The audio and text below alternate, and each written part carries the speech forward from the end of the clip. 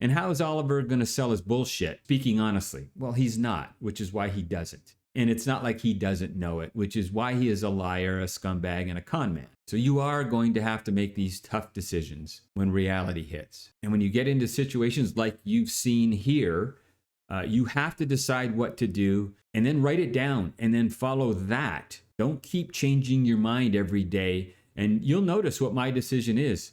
Don't trade. That's the best decision. Just don't trade it during these gray times where you're not sure.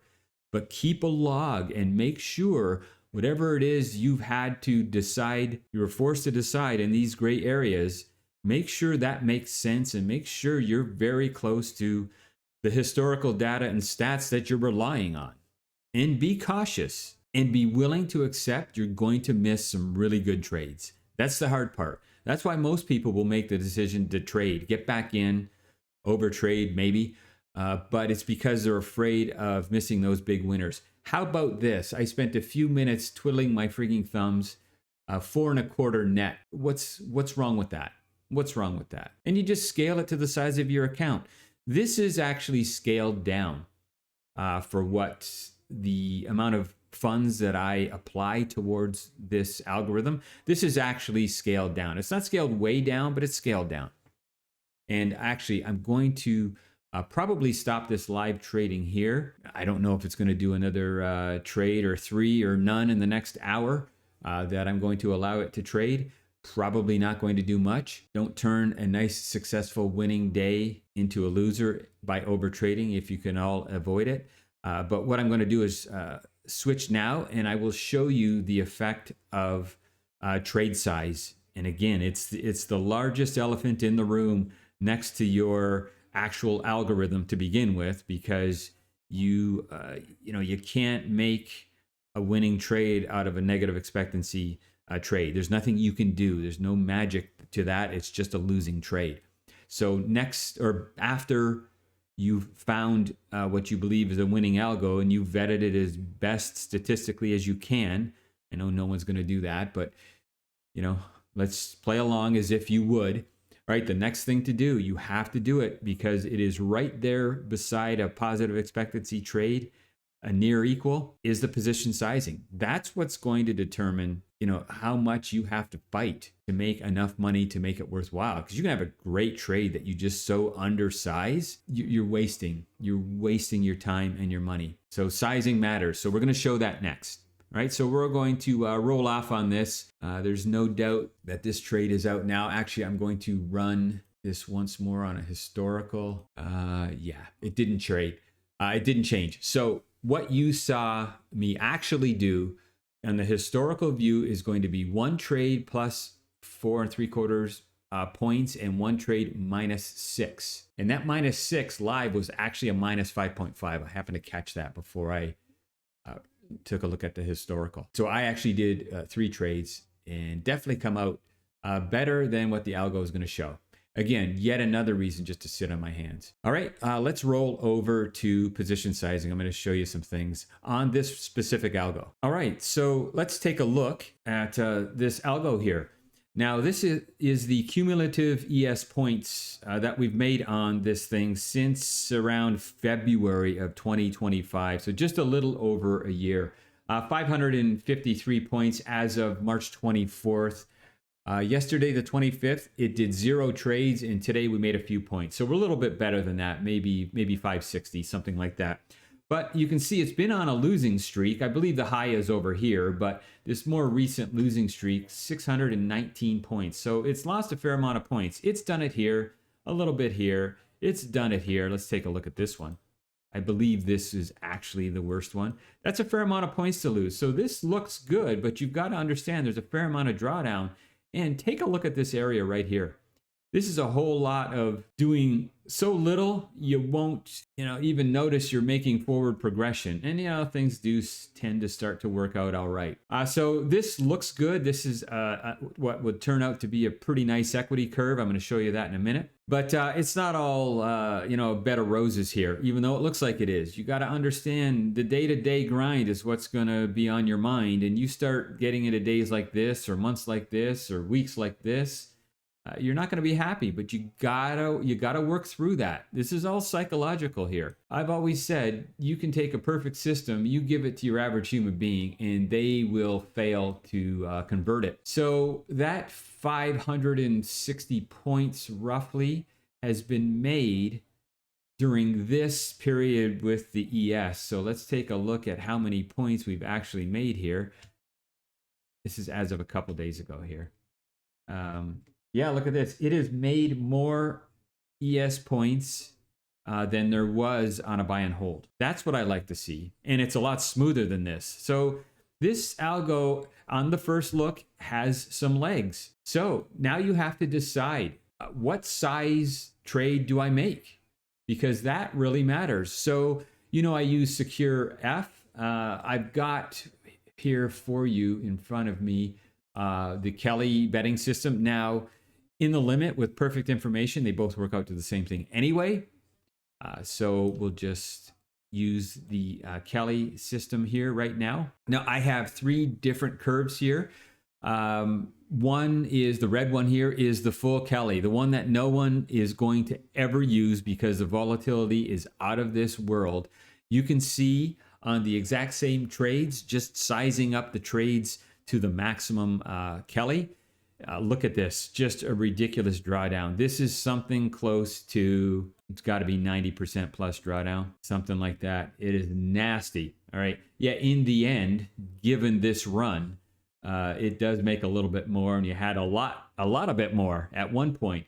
This is just insanity. It's a non-player, but I put that in there just to show you what full Kelly looks like. Now, a lot of people do a half Kelly, a quarter Kelly, so they tell me. The reality is, even people that try to do the Kelly betting system with respect to stocks, I've made videos on that before.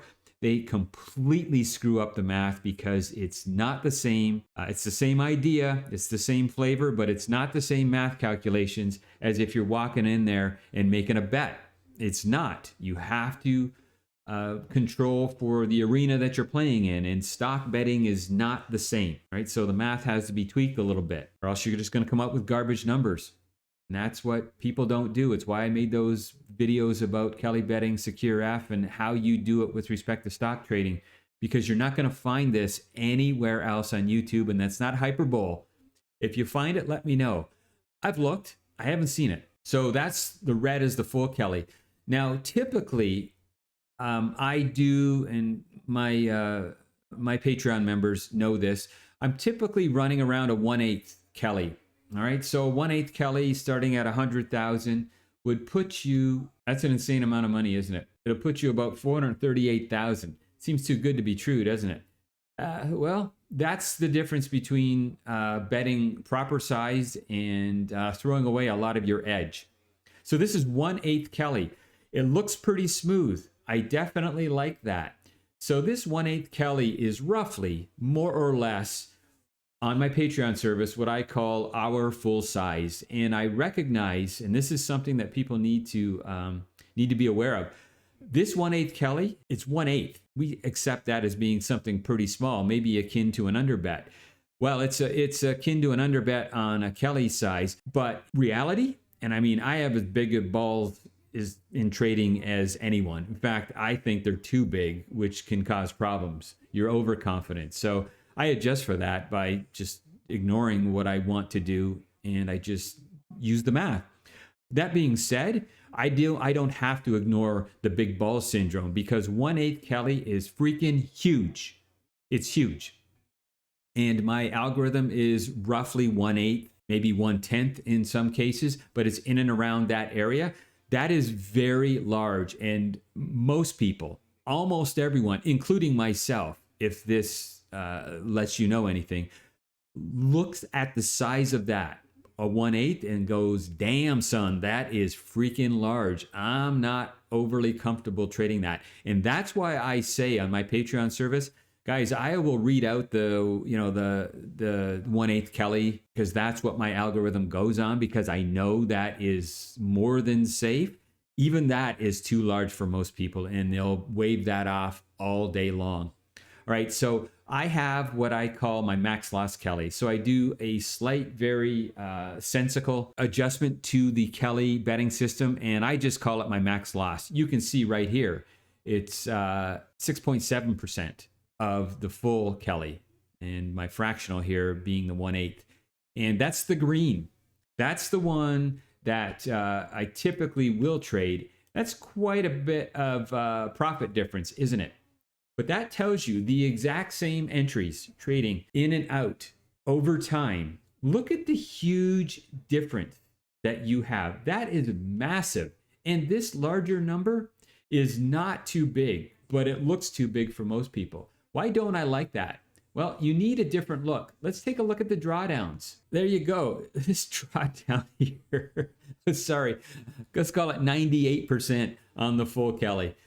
Just nasty. But the ones that we're concentrating on, the 1/8 Kelly. Well, look at, you're doing regular, fairly regular 20% drawdowns. That doesn't look so good, does it? That doesn't feel so good. It doesn't look bad on this chart, but what are your actual drawdowns? Let's put some numbers to this so you don't go into this thinking you can man up and do this one and then realizing you can't. All right, this is what I look at. I look at the drawdowns. What is my percentage drawdown? Am I willing to stomach a 20% drawdown? No. Now, why can I do, this is a bit of an aside, why can I do 1/8 drawdowns on my individual securities within my algorithm? Is because they all don't draw down at the same time. So I can 1/8 all of them. They all may have something around a 20% drawdown, but they all don't draw down 20% at the same time. They just won't. You're going to be winning some when you're losing others, right? So that's going to, have the effect of smoothing out your volatility. So a 1/8 when you're combining multiple securities and they're not necessarily correlated smooths it out. So you don't typically have this level of drawdown all the time, not too often. It can still happen, but it's not likely to. But this one, it's a standalone, right? So it's got to win on its own merits. You can see the green, all right? Can you stomach a 5% drawdown? And you'll notice, because we had been losing a lot, you'll see it here on the 1 Kelly size a little easier. We've been losing a fair amount of points in the last few weeks. And you can see, the full Kelly's fallen out of bed.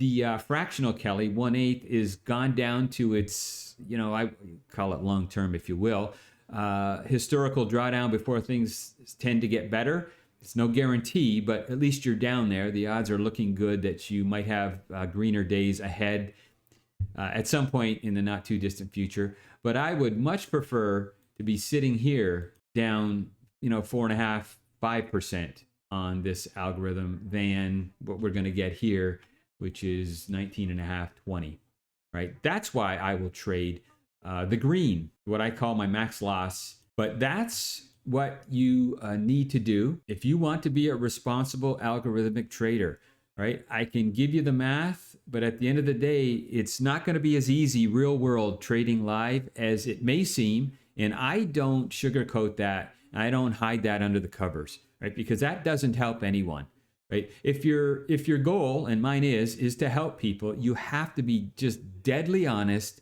and be willing to show stuff like this, because that is the reality, and they're going to see it sooner or later. So if you're responsible running a service, you show them sooner rather than later. Or in Creflo Oliver Velez and the other con men of his ilk, they never show it. Not only is it not what they want to do, it's just going to get less people to subscribe to your service, your way of thinking, whatever you've got going on to try to draw funds out of people. When that becomes your goal, your main focus, all right, you're off the reservation. And since that is this guy's goal, and most of these YouTube trading gurus and clowns out there, they're not in it for you at all. So it's never a consideration, to be honest with people.